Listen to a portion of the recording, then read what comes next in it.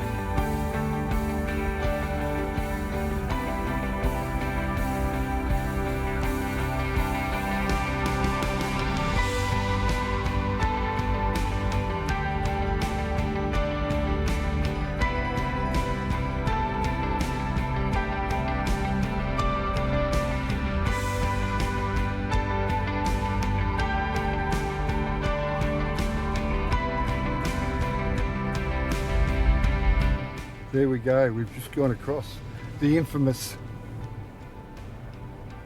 Ivanhoe Crossing.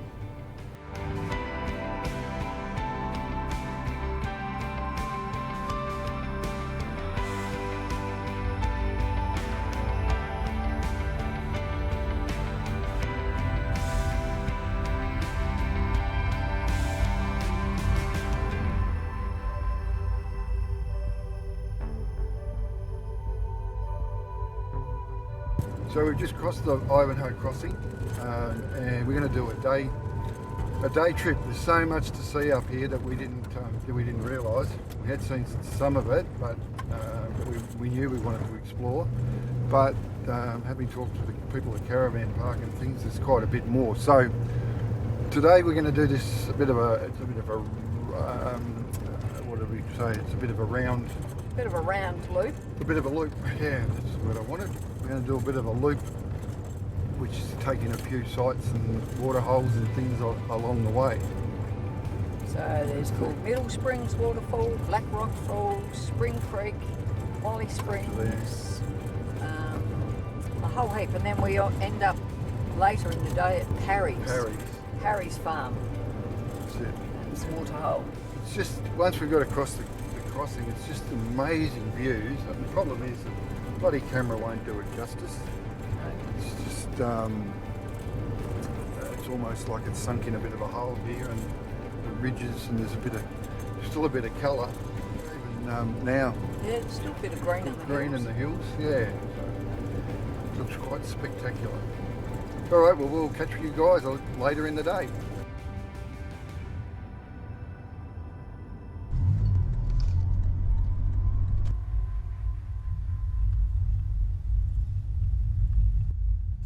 The first stop after Ivanhoe Crossing is Middle Springs. The trek is easy and the springs are not that far from the main road.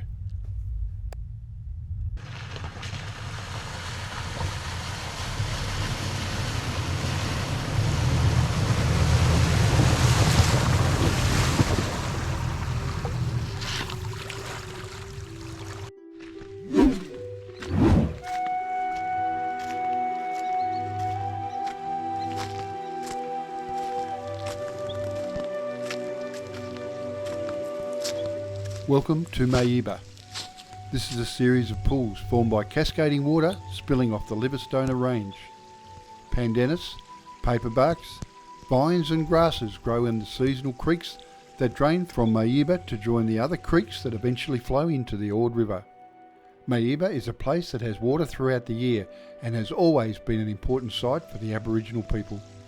In fact, the name literally means food place. At the edge of the car park is an alternate track to our next destination, Black Rock Pool.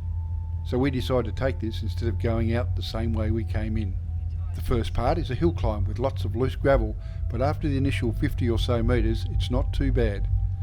The track climbs steeply to a small plateau, turning to soft sand with detour options around a couple of fairly naily spots. Then you turn left and join the main road. All in all, it's probably about a 15-minute drive. We're going to take this little alternative four-wheel drive track and see where, well, it ended up at our next destination anyway, so we'll give it a bit of a crack and see what it's like. Goes into the back of Black Rock Falls, we believe.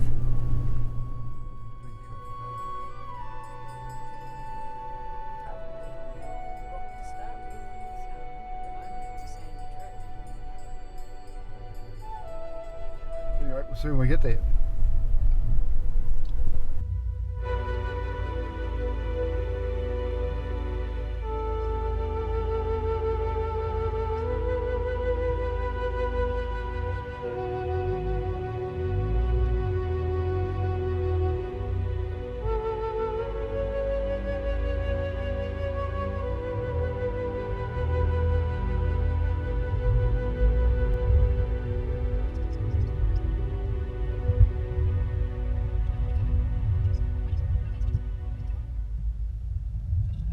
And here we are at the start of the walk to the Black Pools. The walk to Black Rock Pool is an easy maintained gravel path that leads you to this majestic place.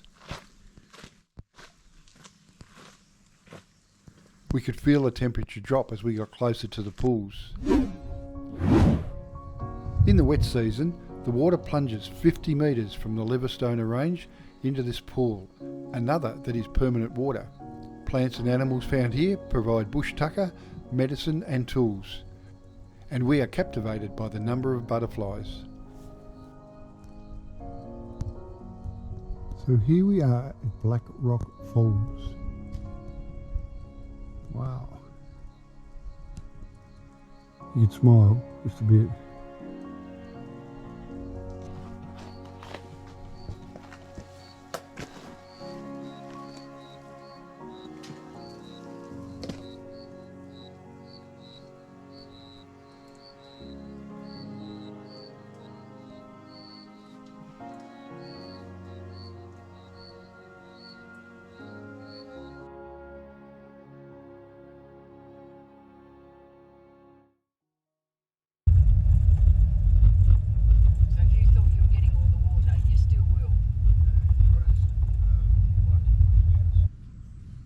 Around.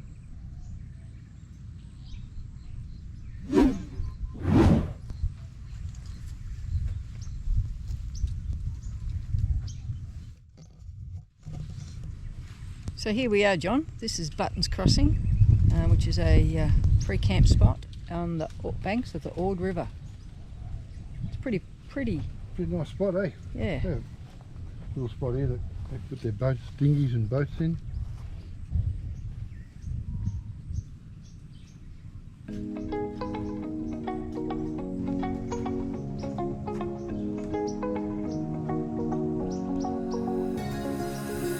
Now that I'm looking back, I can see all the signs I tried to fill in the cracks that were spread in my mind, but I was all out of hope, lost in an endless maze. The emptiness had afforded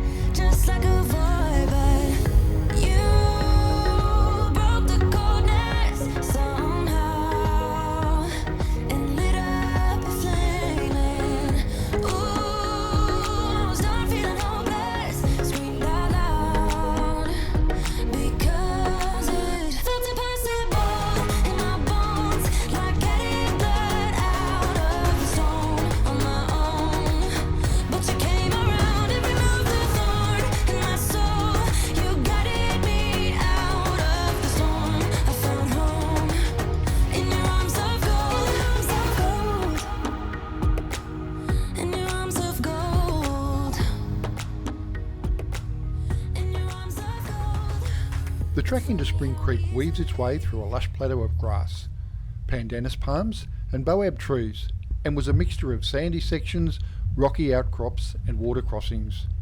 But before long, we'd made our way to this little piece of paradise. We spent way longer than we'd expected, but reminded ourselves how far we'd come, how long we'd waited, and how fucking lucky we were to be able to do this. So we just chilled and treated ourselves to a swim in the tranquil waters and explored a bit more of the area.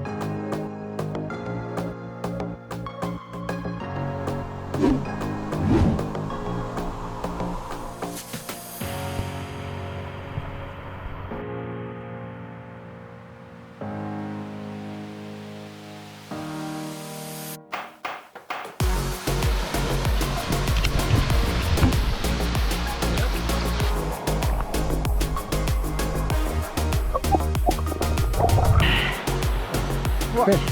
So you found Ralph? Yes, I found Ralph.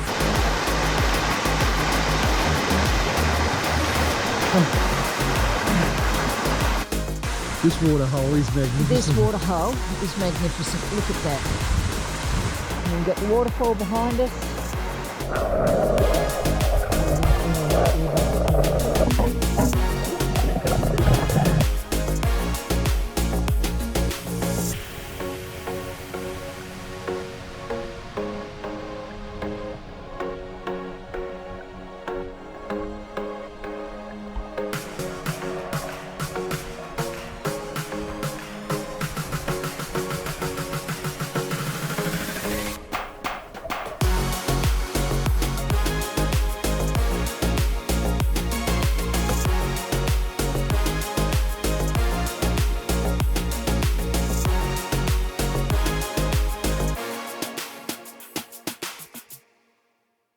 As much as we didn't want to leave this place, all good things must come to an end. We headed back out to the main road, transversing the river crossings we encountered on the way in. Then it was on to Parry's Lagoon.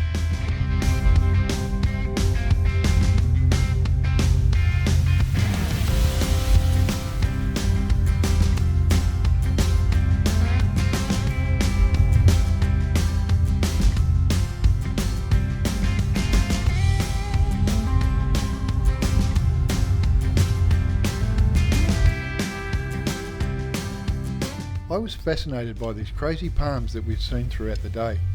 Then on our way out we saw this fine specimen, so stopped to get some photos. They're called screw palms, or Pandanus spiralis.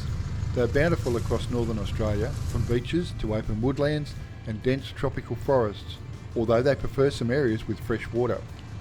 It produces large, heavy, woody, pineapple-looking fruit which ripen orange from August through to January. Our next destination was Parry's Lagoon.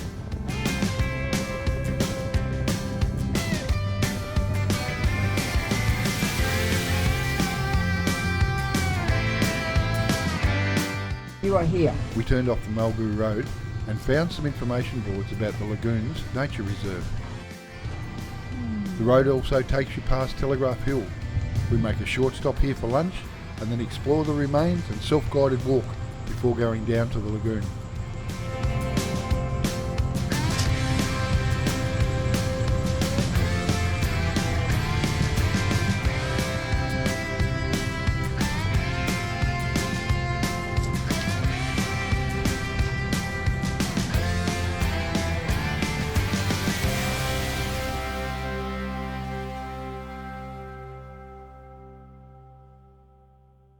The Telegraph Hill walks weave in and around the ruins of what was the old Wyndham Wireless Telegraph Station, which was built in 1914 to assist shipping entering Wyndham and was operational until 1921. There are remains of the two residence buildings that were used to house the people that operated the station and the workshop.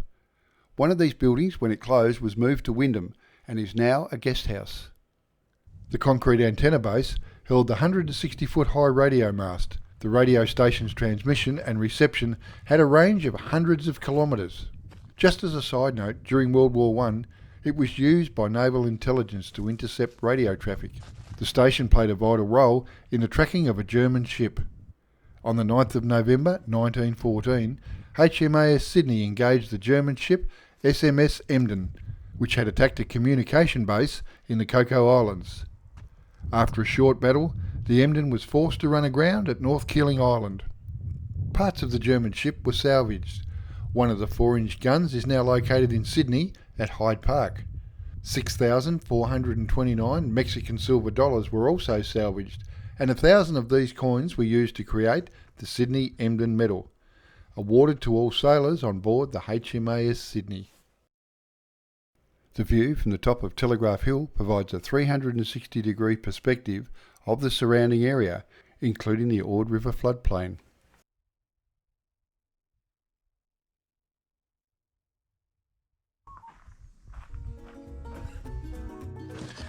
It's like cork. That's what's inside a boab nut. It's just like, I don't know, polystyrene. Very light. And white. And white.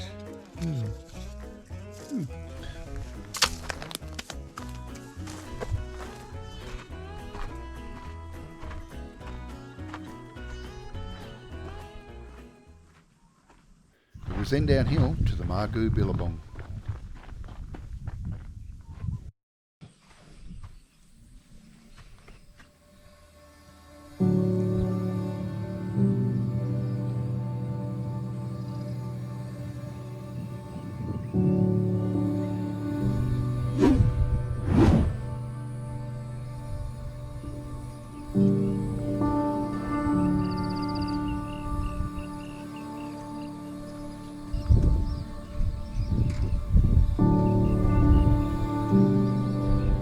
At the Margoo Billabong, there is a shaded bird hide that allows you to take in the sights and sounds of the numerous water birds, and maybe even a crocodile. Interpretive display boards assist in identifying the surrounding and prolific bird life which inhabit this area. This billabong and others in the area expand and contract with the seasons. During the dry season, Margoo is a profusion of life. Colourful water lilies adorn the lagoon, and a myriad of bird life feed, move or rest in or near the water.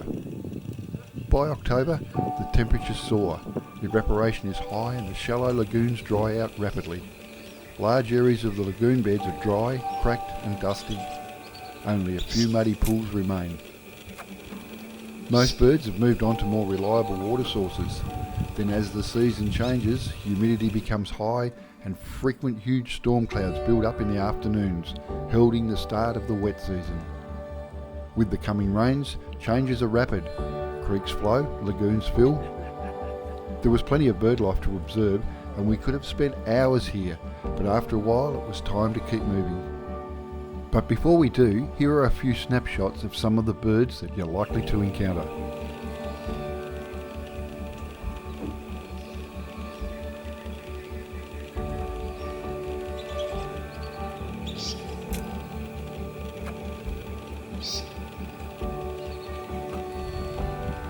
We didn't take the same road home. Instead, we drove across the dry floodplains to the Victoria Highway and back to Kununarra.